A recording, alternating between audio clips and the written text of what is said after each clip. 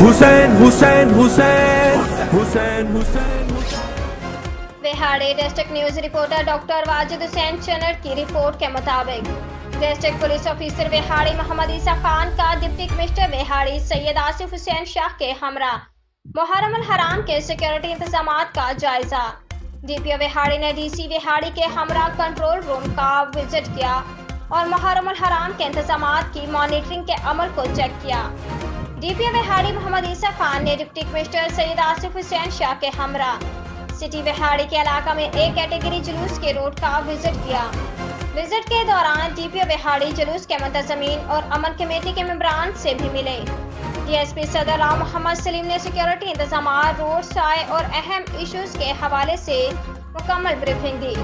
Mohammad Isa Khan DPO ने कहा कि अमन बरकरार रखने के लिए तमाम मुकातबे फिक्र के साथ राब्ता में हैं। मुहर्रम अल हराम के सिलसिला में ज़ाब्ता इखलाक की पाबंदी पर मनोएन अमल दरामद को यकीनी बनाया जाए। इस मौका पर चीफ सिक्योरिटी ऑफिसर साकिब नज़ीर, एसएचओ थाना सिटी बिहाड़ी मुहज्जर फरीद, एसएचओ दानेवाल कासिम खान भी मौजूद थे।